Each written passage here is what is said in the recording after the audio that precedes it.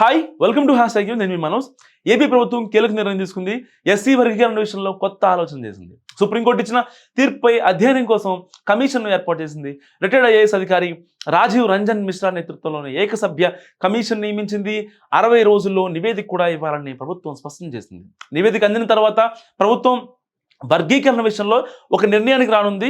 So SC వర్గీకరణకు ఇప్పటికే సానుకూలత వ్యక్తం చేసింది ఏపీలోని కూటమి ప్రభుత్వం. వర్గీకరణ దిశగా నిర్దిష్టమైన సిఫార్సులను సూచించేందుకు ఈ కమిటీ ఏర్పాటు చేస్తూ నిర్ణయం తీసుకుంది. సో కమిషన్ కావాల్సిన సహకారం అందించాలా అన్ని శాఖలకు ఆదేశాలు ఇచ్చింది.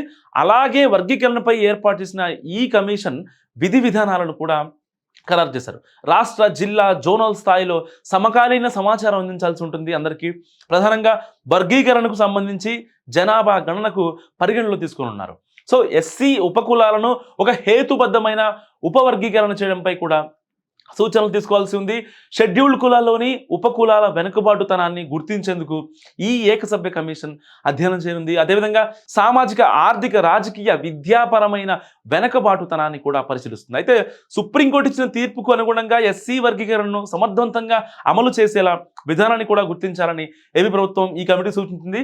వర్గీకరణ ప్రయోజనాలు అన్ని ఎస్సీ ఉపకులాలకు సమానంగా అందేలా చూడాలన్నది ఏపీ ప్రభుత్వ లక్ష్యంగా కనిపిస్తుంది. సో ఈ కమిషన్ నివేదికకు 2 నెలల గడువు విధించిన ఏపీ ప్రభుత్వం మాజీ ఐఏఎస్ అధికారి రాజీవ్ రంజన్ మిశ్రా అధ్యయనం చేయడంతో పాటు ప్రభుత్వానికి నివేదిక కూడా ఇవ్వనున్నారు.